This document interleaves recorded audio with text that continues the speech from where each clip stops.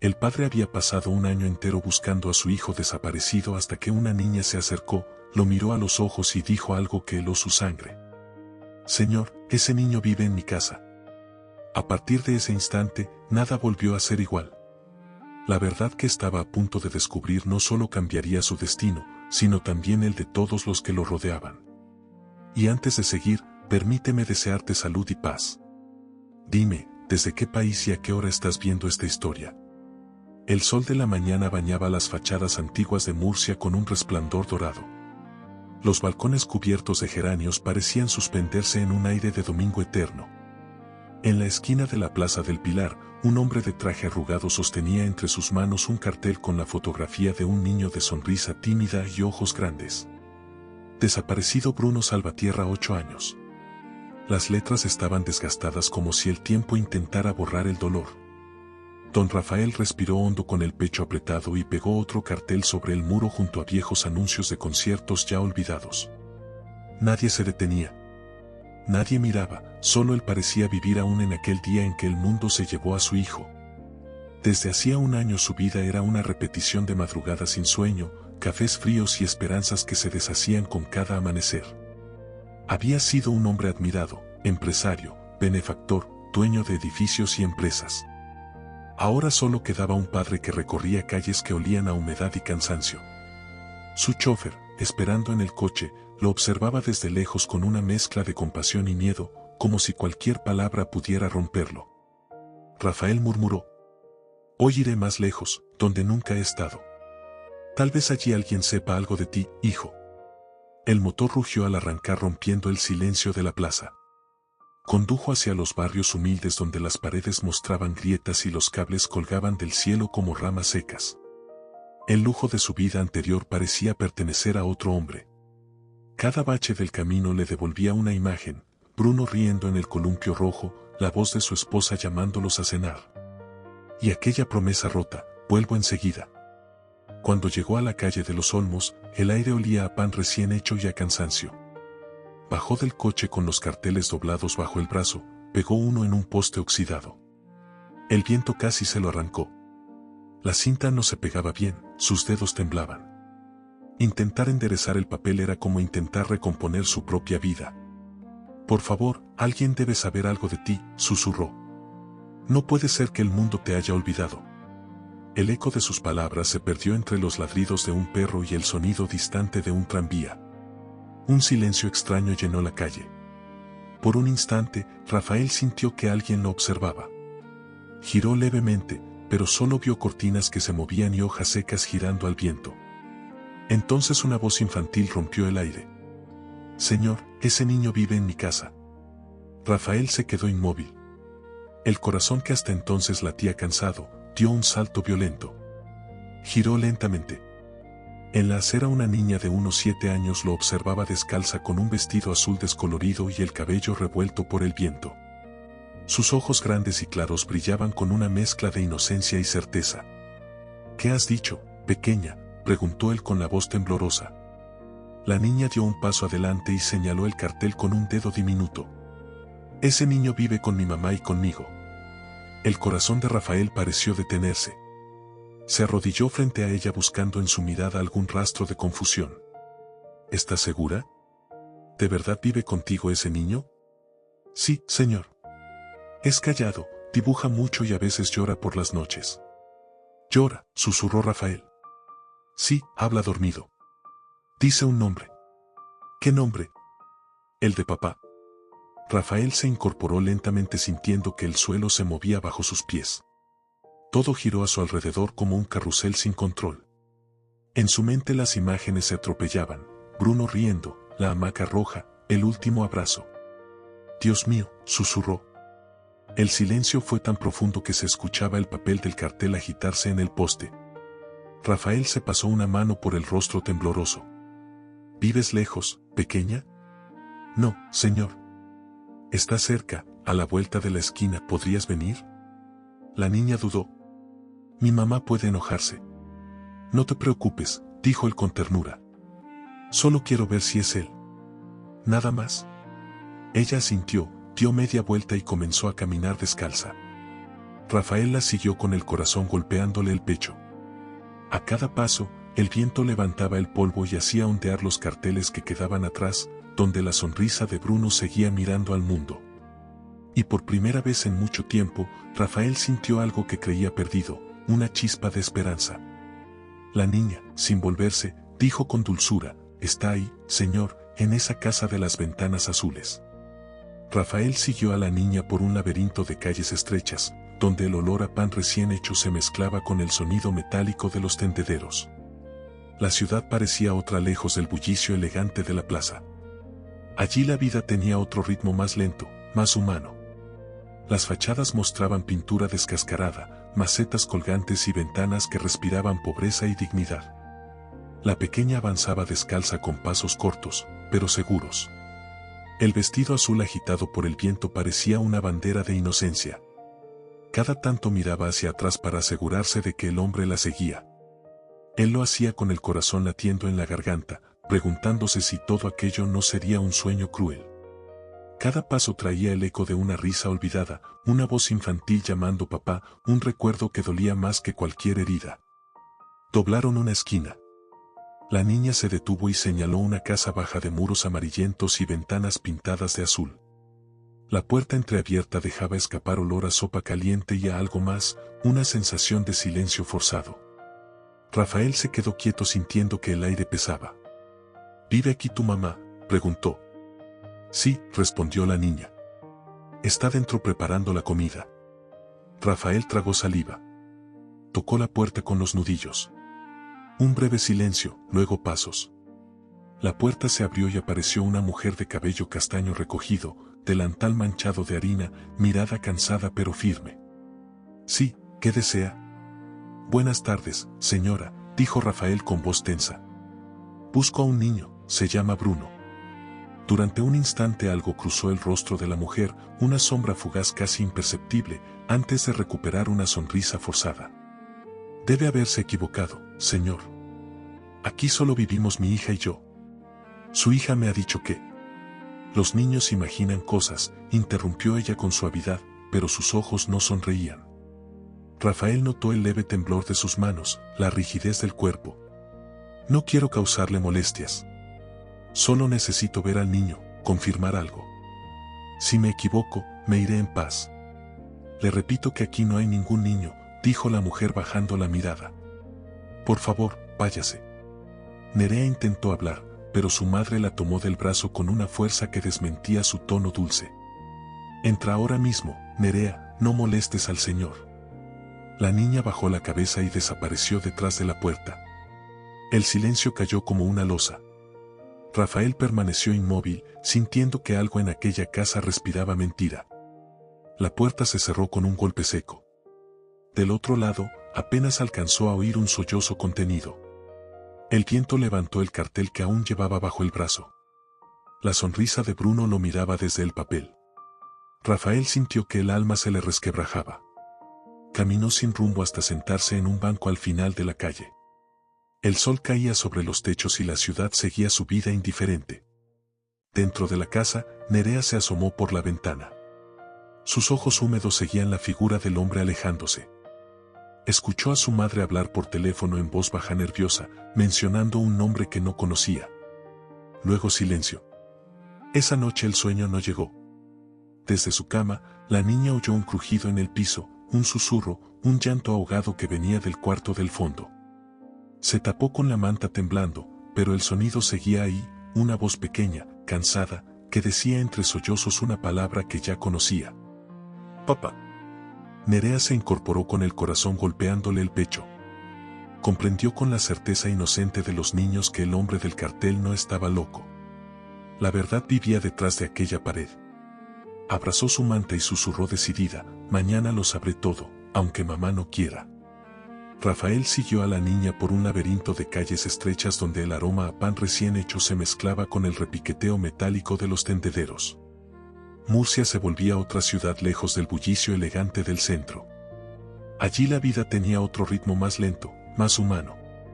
Las fachadas descascaradas y coloridas dejaban ver macetas colgantes y ropas secándose al sol.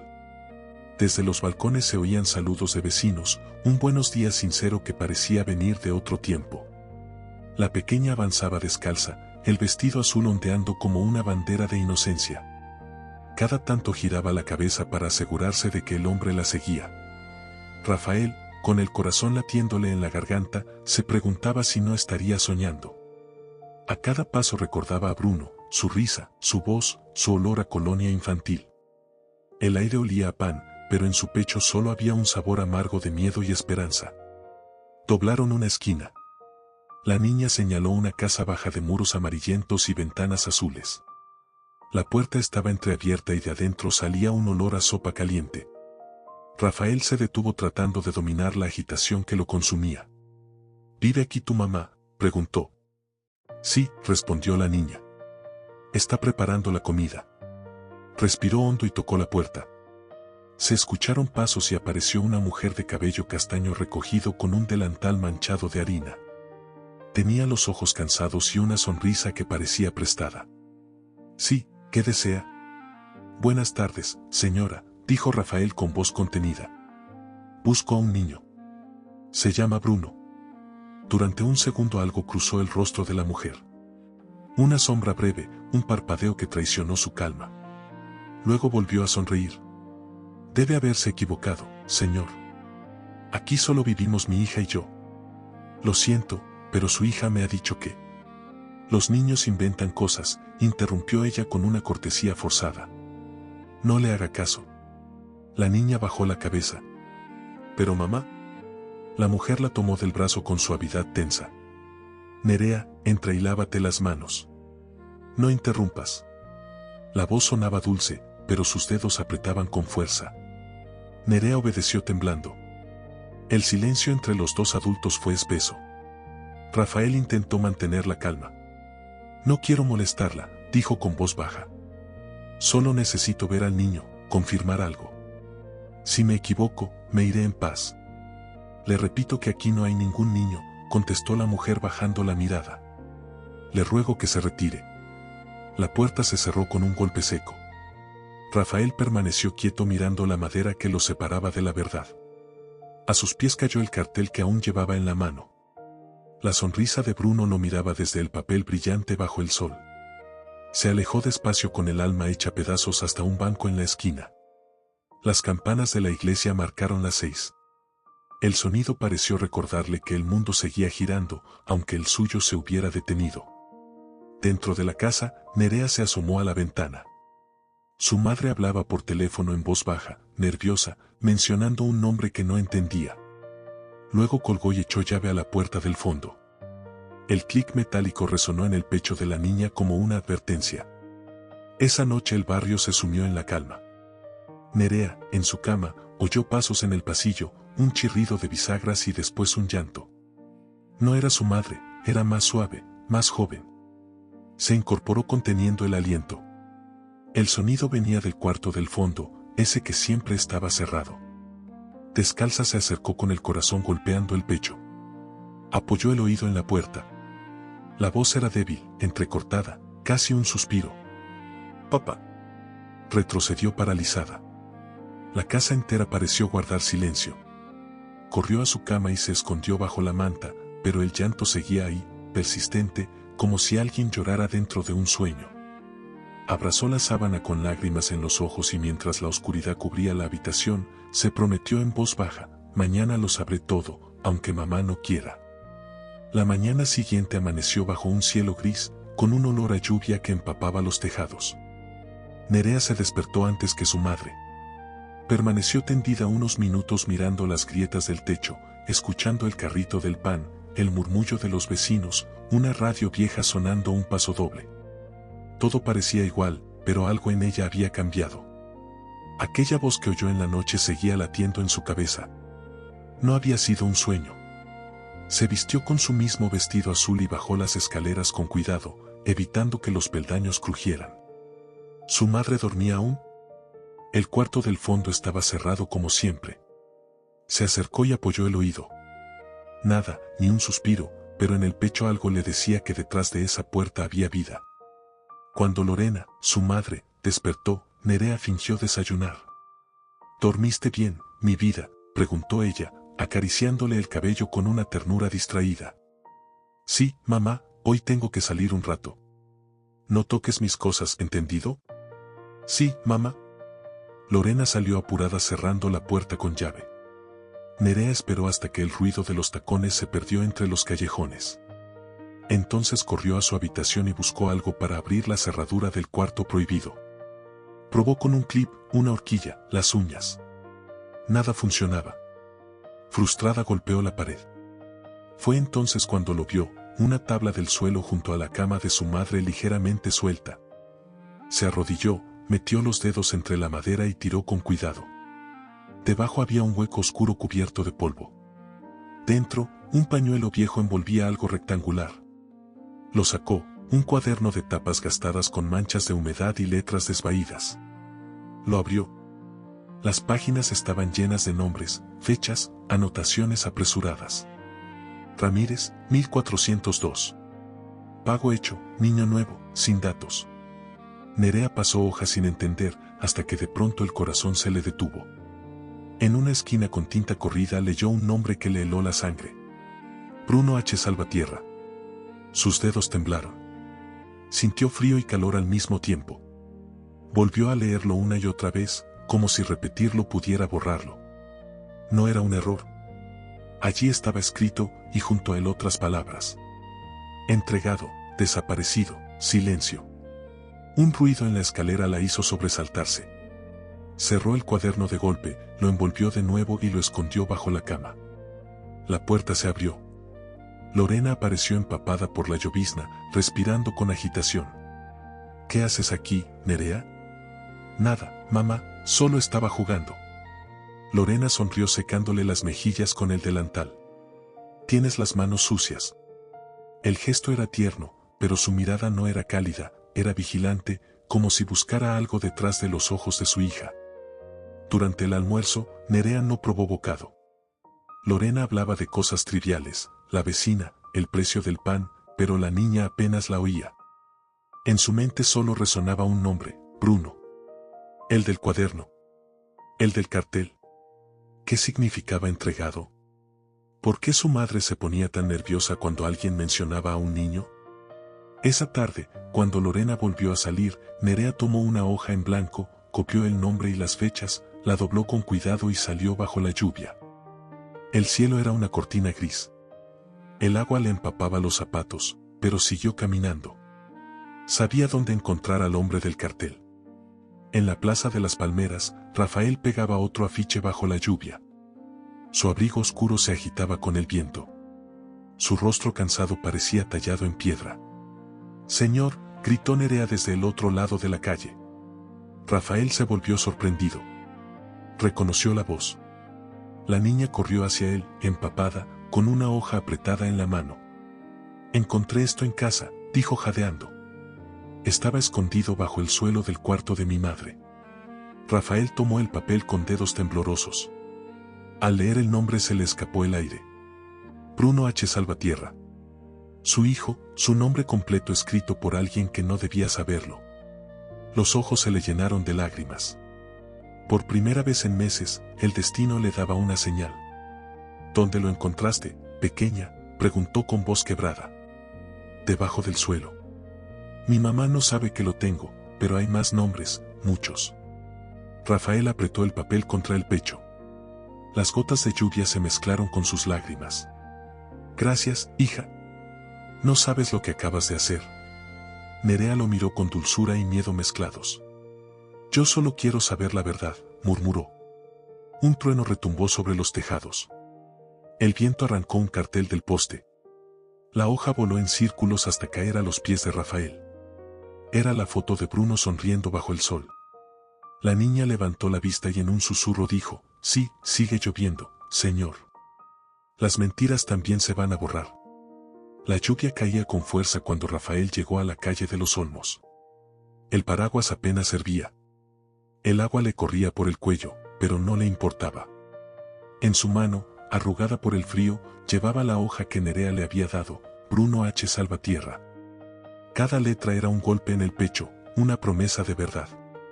Se detuvo frente a la casa de las ventanas azules, las cortinas cerradas, la puerta con llave. Golpeó una vez. Silencio. Otra vez, más fuerte. Finalmente, la puerta se abrió apenas unos centímetros. Lorena apareció con el rostro pálido, el cabello húmedo. «Otra vez usted», dijo con voz contenida. «Ya le dije que aquí no vive ningún niño». Rafael la miró sin apartar la vista. Ya no era el hombre vencido del día anterior. En sus ojos brillaba una determinación nueva. «No me iré, señora. Tengo pruebas». Mostró la hoja. El color se le escapó del rostro a Lorena. Por un segundo el miedo la traicionó. Luego fingió serenidad. «No sé de dónde sacó eso. No tiene sentido. Su hija me lo dio. Lo encontró en su casa». Su voz era baja, pero cortante. «No mienta más, ¿dónde está mi hijo?» Lorena se apoyó en el marco de la puerta buscando aire. «No sabe lo que dice». «Lo sé perfectamente», replicó Rafael. «¿Y usted también?» Durante unos segundos solo se oyó la lluvia golpeando el tejado. Luego, desde dentro, un ruido leve, un crujido, un gemido infantil. Lorena se tensó. «No entre», advirtió con un grito ahogado. «No tiene derecho». Pero Rafael ya había dado un paso adelante. La apartó con firmeza, sin violencia, y cruzó el umbral. El olor a sopa y a madera mojada lo envolvió. Siguió el sonido hasta la puerta del fondo, giró la manija. El chirrido fue largo como un suspiro del pasado. Dentro, una bombilla parpadeaba. En una esquina, sobre una cama improvisada, un niño acurrucado bajo una manta. Su cabello revuelto, su piel pálida. Cuando levantó la vista, sus ojos se encontraron. El mundo se detuvo. Rafael sintió que el alma se le desgarraba. «Bruno», susurró.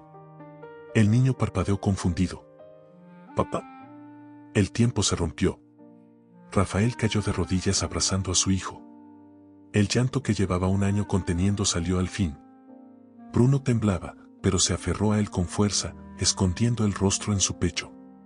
Lorena, desde la puerta, se cubrió el rostro y empezó a llorar.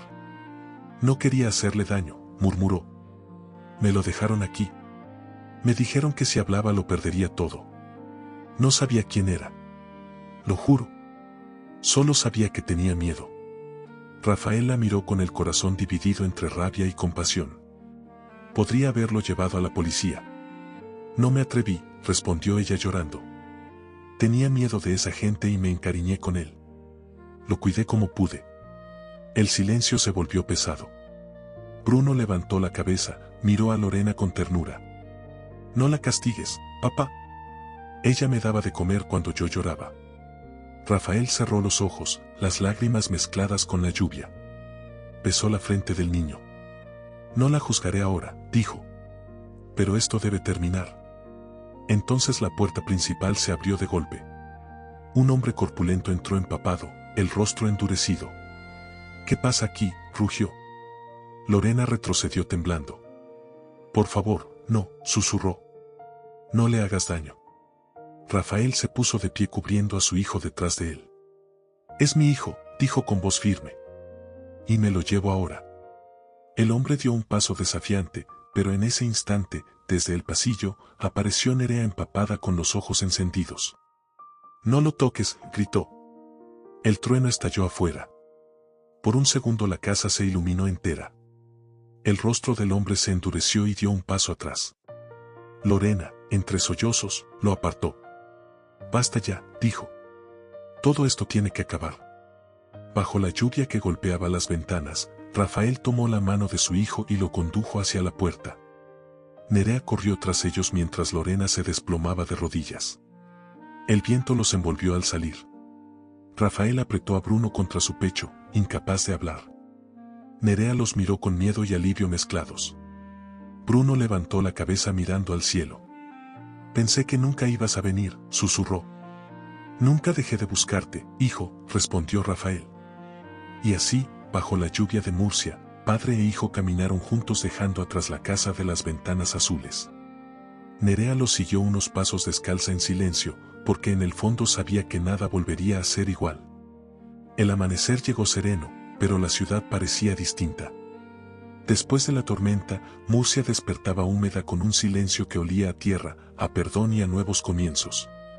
En una habitación del Hospital General, Rafael permanecía sentado junto a la cama donde su hijo dormía. Bruno respiraba con calma, envuelto en sábanas limpias con una vía en la muñeca y el rostro en paz. El miedo por fin empezaba a ceder su lugar al descanso. Rafael le acariciaba el cabello con ternura, como si quisiera recuperar cada día perdido. Cada respiración del niño era un latido nuevo dentro de su pecho. Había pasado la noche en vela, observándolo, temeroso de que el destino volviera a arrebatarle lo que tanto le costó recuperar. Un golpe suave en la puerta lo sacó de sus pensamientos. Una enfermera entró con una sonrisa cansada. «El niño está estable», dijo. «Solo necesita descanso y algo de comida. Pero usted también debería dormir, señor Salvatierra».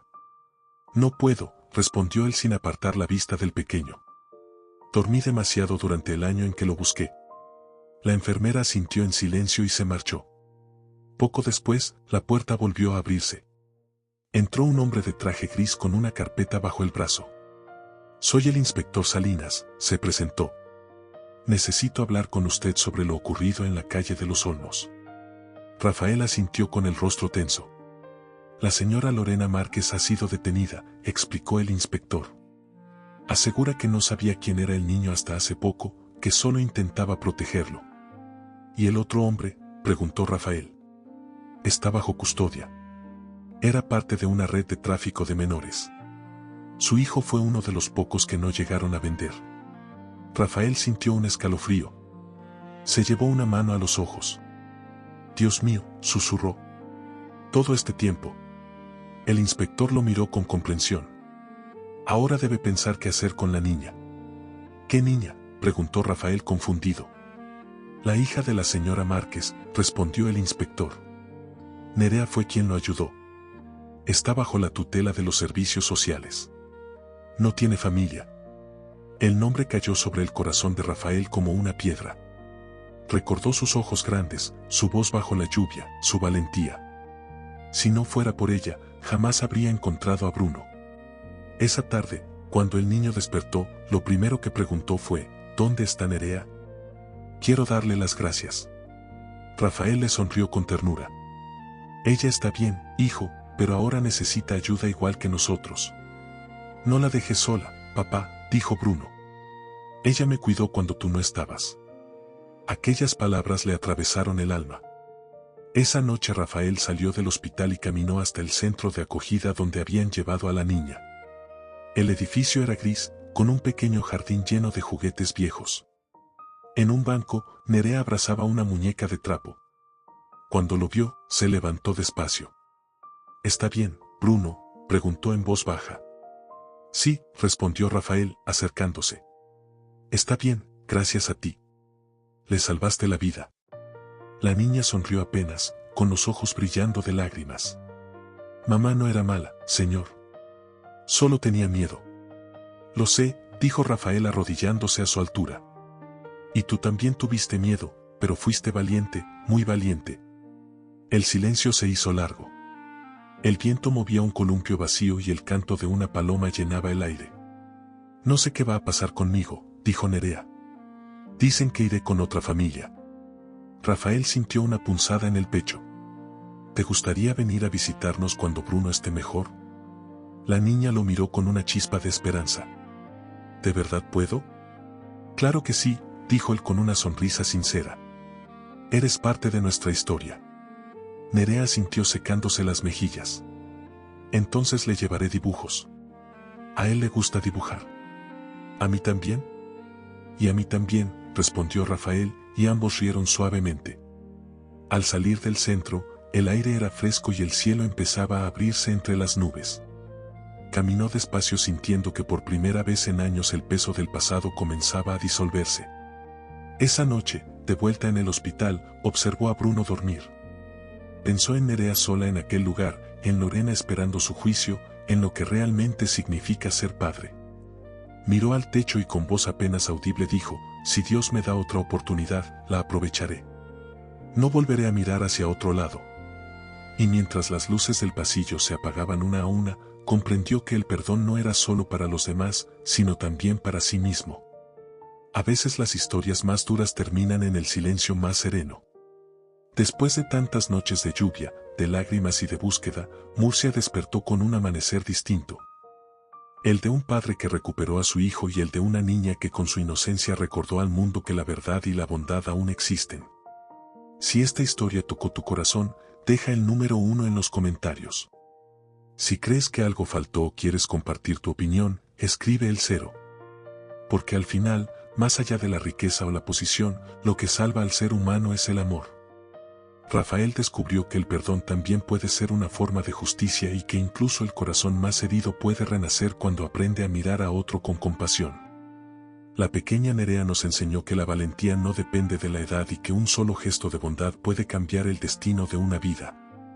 Como una luz encendida en medio de la tormenta, una acción sincera, aunque parezca pequeña, puede guiar a los perdidos de vuelta a casa. Y quizá eso sea lo que todos buscamos en el fondo, un lugar donde alguien nos espere sin juzgar, solo con ternura. Tómate un momento para pensar en lo que acabas de escuchar. ¿Cuántas veces pasamos junto a alguien que solo necesita una palabra amable para seguir adelante? Si esta historia te conmovió o te hizo recordar a alguien, compártela con quien necesite creer de nuevo en el poder del amor y la esperanza, porque al final las historias reales no solo se escuchan, se sienten y permanecen en el alma mucho después de que el sonido se apaga.